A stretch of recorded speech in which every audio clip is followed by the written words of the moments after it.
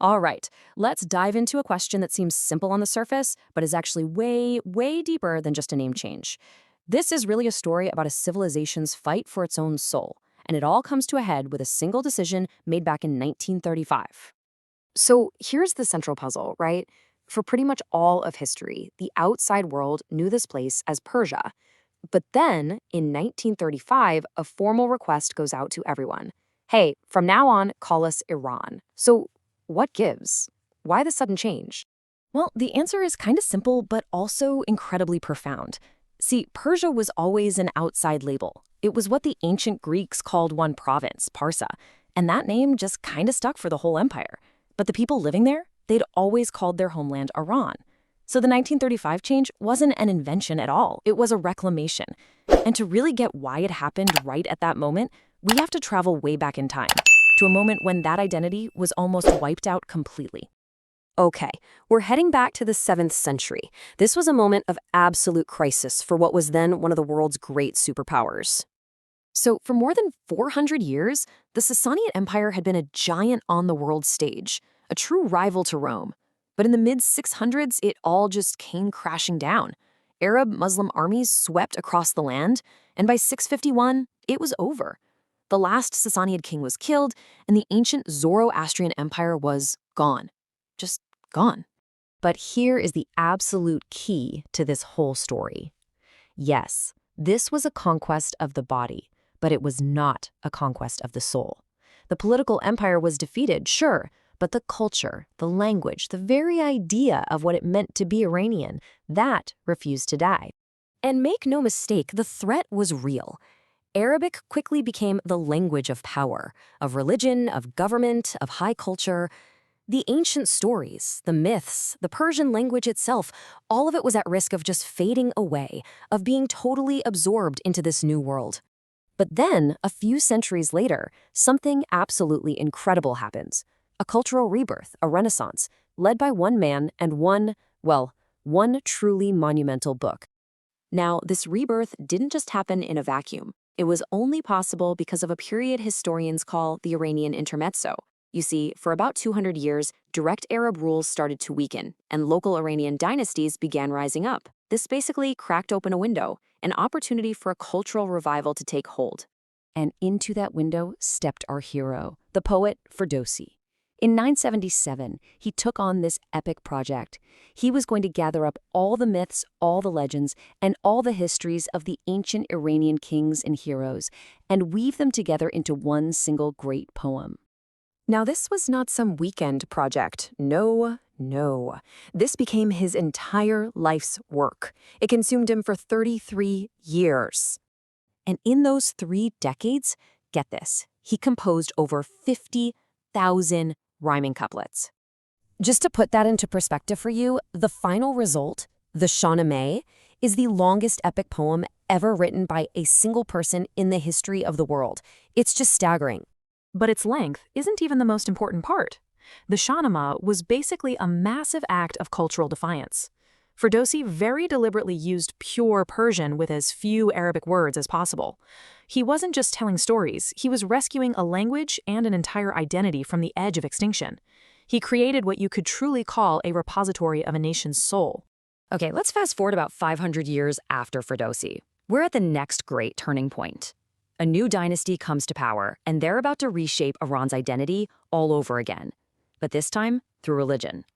So in 1501, the Safavid dynasty rises, and their leader, Shah Ismail, makes this momentous declaration. The official religion of his new state is now going to be Shi'a Islam. Now, this was a radical move because most of the people there at the time were actually Sunni. The conversion that followed was swift, vigorous, and often pretty brutal. And this single decision created this deep, lasting split right down the middle of the Islamic world.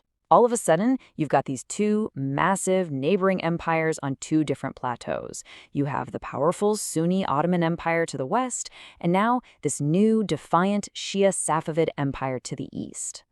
And this religious transformation, well, it had some really long-term consequences. In fact, research from Yale University suggests that this policy of forced conversion actually led to less political stability on the Iranian plateau. especially when you compare it to the relative stability of its Ottoman neighbor in the centuries that followed. So you might be asking yourself, how does all of this deep history, Ferdowsi's epic poem, the Safavids' religious revolution, how does that lead us back to a simple name change in 1935? Well, this timeline connects the dots. After the Safavids, Iran goes through a few different dynasties, all while facing growing pressure from European colonial powers. Then, in 1925, a new, forceful modernizer takes over, Reza Shah.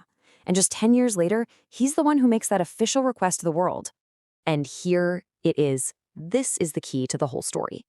Reza Shah's decision was anything but random. It was part of a huge nationalist project.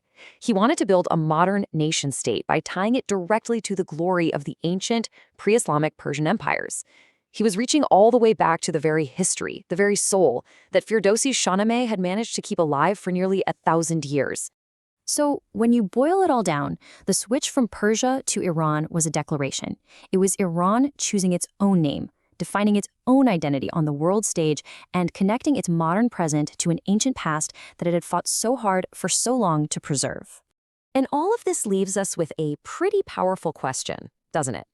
The story of Persia and Iran really shows us how a single poem can save a culture, and how just choosing a name can be a profound act of self-determination. It kind of makes you wonder, how do the stories any nation tells about its past end up defining its path for the future? You know, what's in a name? Well, for one of the world's oldest civilizations, it turns out it's everything. We're about to jump into a story that stretches from ancient empires all the way to the smart cities of tomorrow. A story all about identity and who gets to define it. So here's the big question, right? For literally centuries, the entire world knew this place as Persia.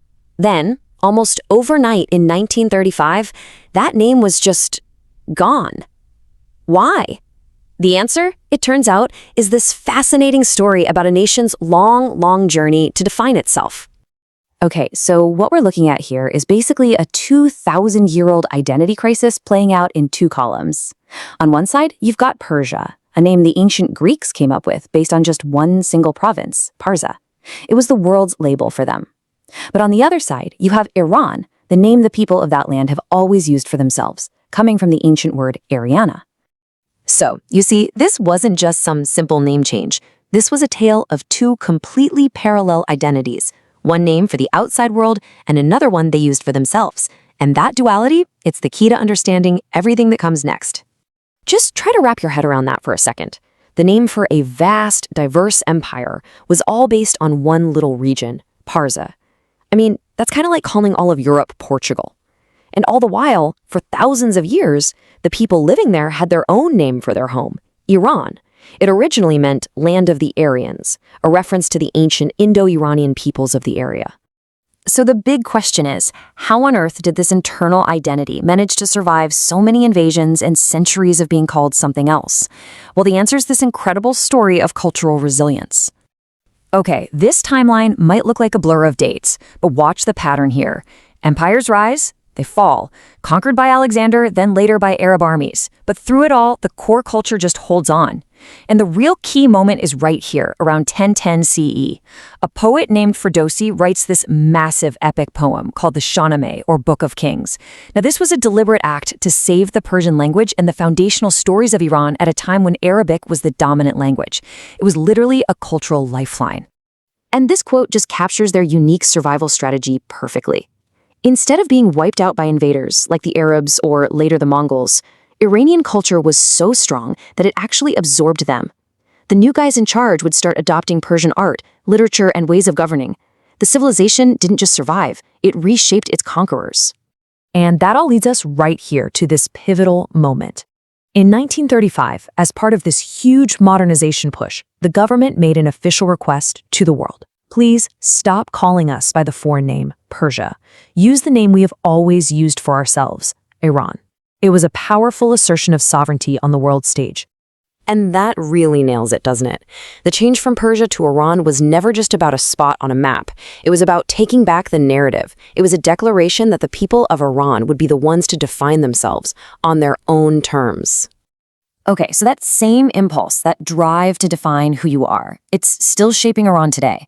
But now, the stage isn't just the nation as a whole, and the tools aren't just names. And to see what I mean, we're going to zoom way in on one of its most important cities, Mashhad. So, welcome to Mashhad, Iran's second largest city. For centuries, this place has been one of the most sacred sites in Shia Islam, drawing millions and millions of pilgrims. But here's the thing. While its roots are buried deep in history, its vision is aimed squarely at the future. And we're not talking about a small town. With over 3 million people, Mashhad is dealing with the exact same challenges as huge cities all over the world. How do you provide a great quality of life for your citizens? And how do you do it in a sustainable way? And their answer to all these modern challenges? It's all about building a smart future. Mashhad is redefining itself yet again, but this time, not with epic poetry, but with data, with technology, and with a totally 21st century vision. So, what in the world is a smart, sustainable city? It sounds complicated, but the idea is actually pretty simple. It's a city that uses technology to solve everyday urban problems, making things run more efficiently, making them more sustainable, and ultimately just improving life for everyone who lives there, both now and for generations to come. And that's exactly what Mashhad is aiming for. Their official vision isn't just about fancy tech for the sake of tech. It's all about the human outcome. It's about using these new tools to improve the daily lives of its people. And listen, this isn't just talk. They are actually measuring this stuff with cold, hard data. They're working with a UN initiative, and they track their performance using what are called key performance indicators, or KPIs. And the results are pretty impressive. I mean, look at this. Verifying 100% of their advanced environmental KPIs.